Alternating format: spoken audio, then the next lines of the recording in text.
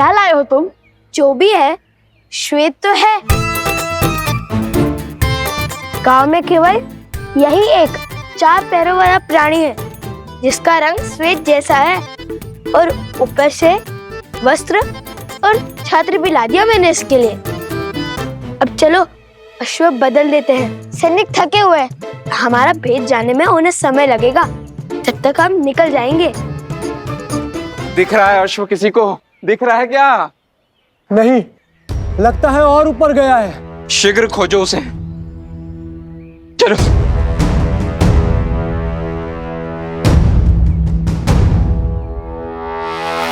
हमें सैनिकों का ध्यान भटकाना होगा।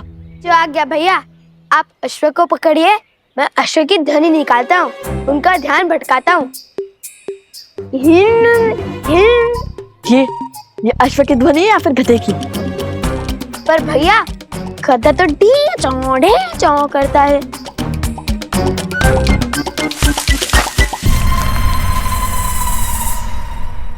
कदाचित ये सो गया होगा।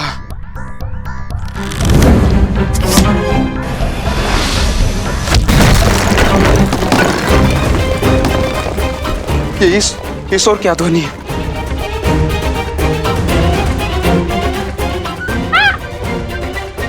शांत शांत, डरो मत। तुम इसे उस ओर ले जाओ जहां मैंने बाण चलाया था। तुम मेरे साथ आओ।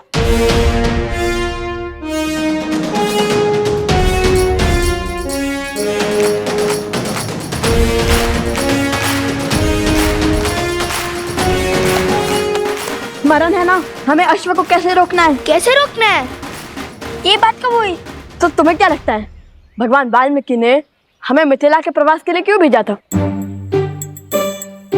ओ, स्मरण है, इस प्रवास की तैयारी के लिए।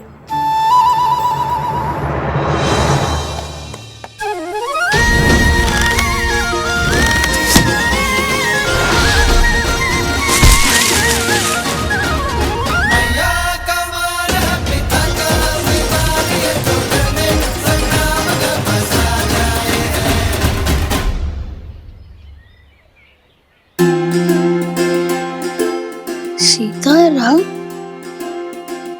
भैया, ये तो वही अश्व है। राम सिया राम जय जय राम। राम सिया राम जय जय राम। कदाचित इसका, हमारा और सीताराम का कोई ना कोई संबंध अवश्य है। क्यों मित्र, हम स्मरण है ना? उस गधे से भय तो नहीं लगा?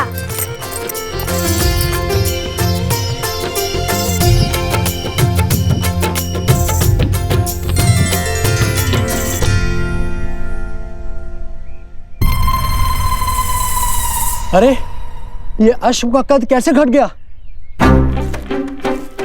मिला, अश्व मिला।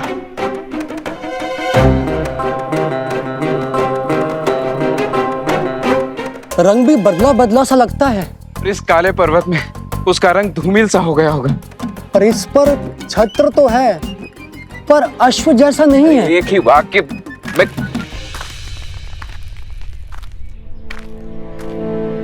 प्रणाम राजकुमार। सेना भी पहुंच रही है। अश्व मिला क्या आप सबको? उस ओर देखिए राजकुमार, हमने एक क्षण भी अश्व से अपनी दृष्टि ओझल नहीं की। आदेश यज्ञ के अश्व पर दृष्टि रखना था सेनापति। आप लोग यहाँ क्या वनगमन कर रहे हैं?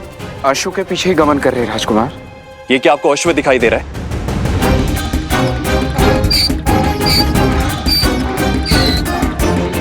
ये एक गधा है आप ही की तरह सेनापति।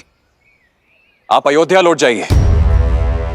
सैनिकों, हमें शीघ्र ही अश्व ढूंढना होगा। भैया, औषधि? नहीं, हम अभी नहीं ला सकते। वो देखो, पर्वत पर सैनिक है, हम पकड़े जा सकते हैं। सर्वप्रथम हम स्वर्ण कमल लेकर आते हैं, फिर इसको पास के किसी गांव में छुपा देंगे।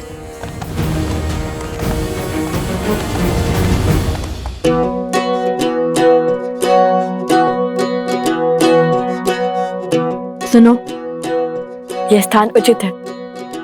यहाँ पर कोई भी अश्व को नहीं ढूंढ पाएगा।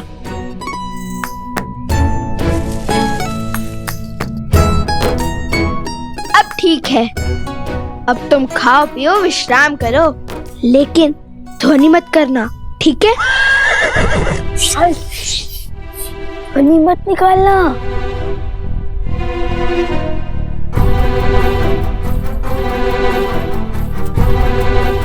चलो।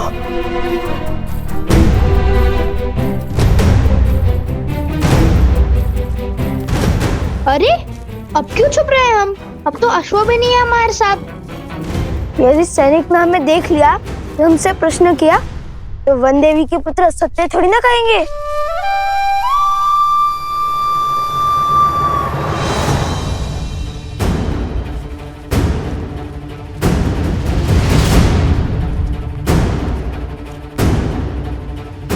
त्रिवेणी धाम निकट ही है, शीघ्र चलो।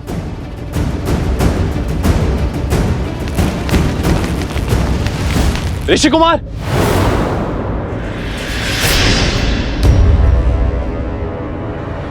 भागो! अरे रुकिए ऋषि कुमार।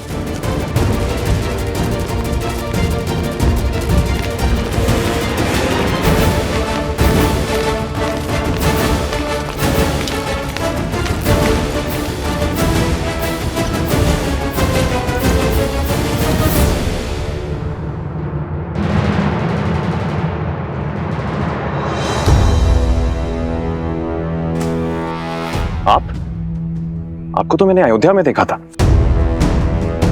और क्या वो ऋषि कुमार वही हैं जिन्होंने अयोध्या में गान किया था? क्या आप क्या कहना चाहते हैं? नहीं, वो नहीं है। तो फिर वो दोनों भागे क्यों? क्योंकि वो असत्य नहीं बोल सकते, किंतु मैं बोल सकता हूँ ना। आपने क्या हमारे अश्वमेध के अश्व को कहीं देखा है? सत्य कही, अन्यथा आपके प्राण संकट में पड़ सकते हैं। सत्य तो ये है, आप और आपके सैनिक कभी एक बाल ऋषि कुमार के प्राण नहीं हारेंगे। और दूसरा सत्य ये है, आप और आपके सैनिक लव कुश से कभी जीत नहीं पाएंगे। राजरुज, वो दिख गए, वो ऋषि कुमार। ऋषि कुमार रुको।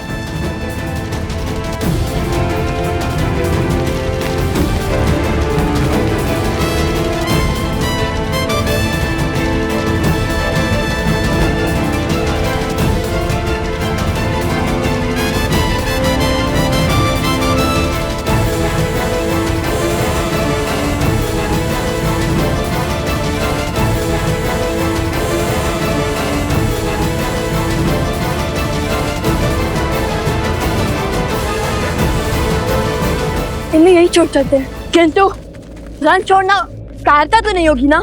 कभी कभी रन छोड़ देना ये सबसे बड़ी रणनीति है।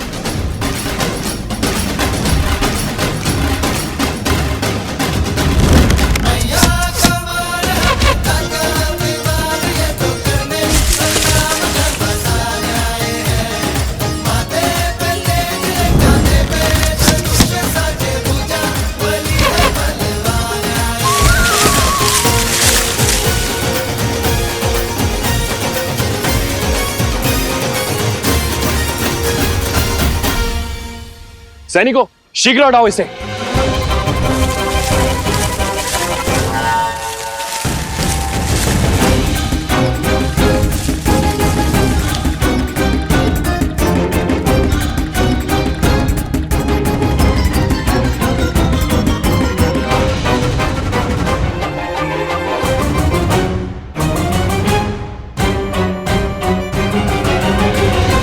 आज तक तो केवल रुके थे, अब फंसेंगे।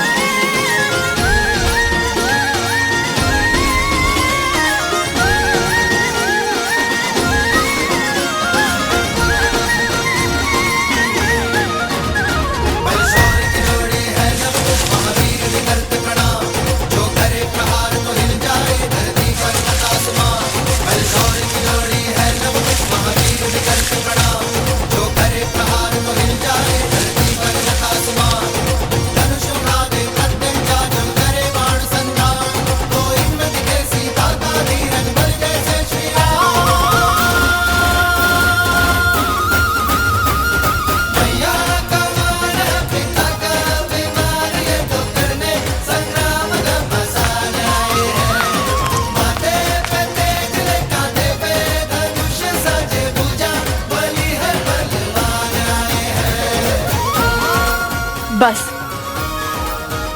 अब वो यहाँ फंस जाएंगे। और हमें अधिक समय मिल जाएगा।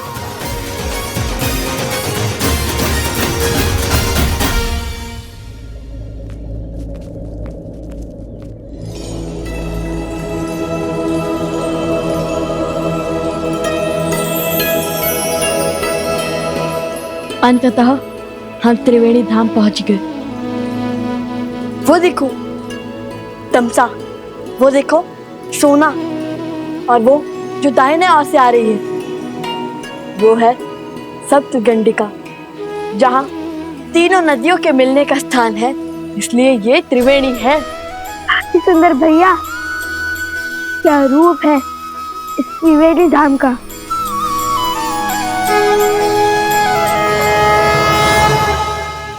भैया अभी आंखें मूंदी तो मन में एक विचार आया।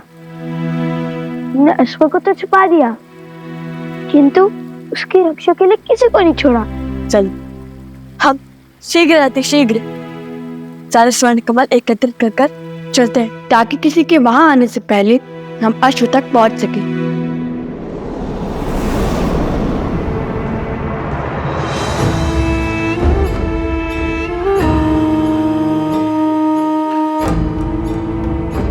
आओ प्रबंधासुर, देखो तुम्हारे परम मित्र और मेरे प्रिय पुत्र चंद्रबाहु की मृत्यु का प्रतिशोध लेने की घड़ी आ गई है।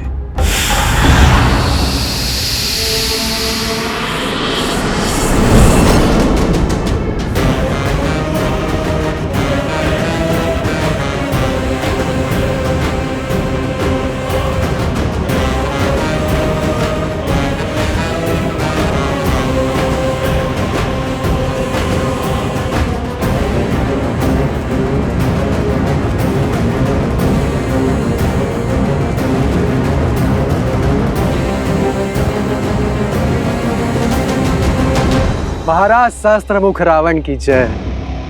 महाराज, जिस क्षण की प्रतीक्षा में मैं अब तक जी रहा था, वो क्षण वो प्रतिशोध का सुख देने के लिए आपका कोटि कोटि धन्यवाद।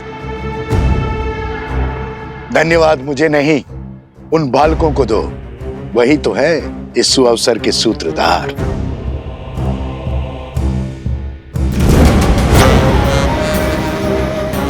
मैं उस अश्व को मारकर उस राम के अश्वमेध यज्ञ को असफल कर दूंगा। वो जिस मर्यादा धर्म की ध्वजा लहराना चाहता है, उसे मैं तार तार कर दूंगा। कदापि नहीं। हमारे प्रतिशोध की पूर्ति इस अश्व की मृत्यु से नहीं होगी। जैसा मैं कहता हूं वैसा करो। किंतु महाराज, सामने खड़े सुअवसर को केवल मूर्ख ही गवाते हैं। मैं इस अश्व को मारकर सीधा राम को युद्ध के लिए ललकारूंगा। फिर वो तो क्या, उसके समस्त परिवार को समाप्त कर दूंगा मैं। अपनी क्रोधाग्नि को शांत करो, बल से नहीं बुद्धि से काम लो। वचन देता हूं, प्रतिशोध का ऐसा भव्य सुख दूंगा तुम्हें, जिसमें राम और उसका परिवार स्वयं ही एक दूसरे की मृत्यु का कारण बनेंगे।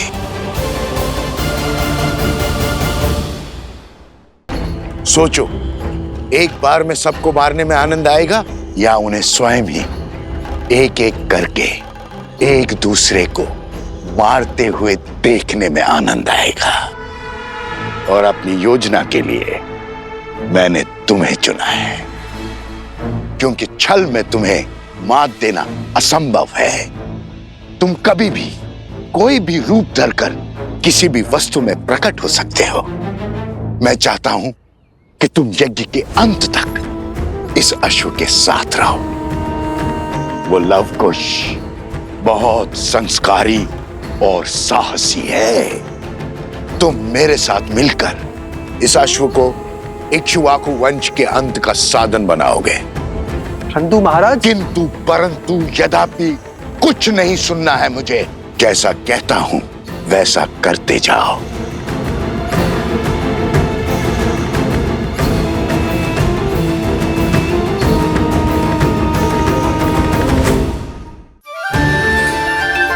माता पिता के लिए संतान के प्रेम से मूल्यवान और कुछ नहीं हो सकता, फिर चाहे वो देव हो या दानव, मानव हो या पशु।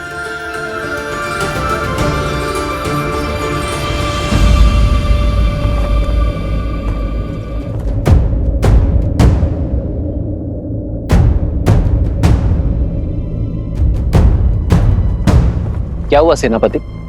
शत्रुघ्न ने तुम्हें यहाँ क्यों भेजा? मुझे क्षमा करें महाराज, उन्होंने मुझे अति शीघ्र अयोध्या लौटने का आदेश दिया है, क्योंकि मेरी चौकसी में यज्ञ का अशुभ हो गया। अश्वक हो गया?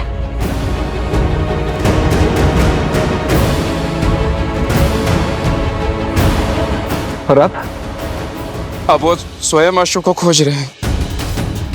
यज्ञ का अभिमंत्रण आसुरी शक्तियों और दुर्घटनाओं से बचाता है, किंतु केवल तब जब देवताओं का आशीर्वाद हमारे साथ हो।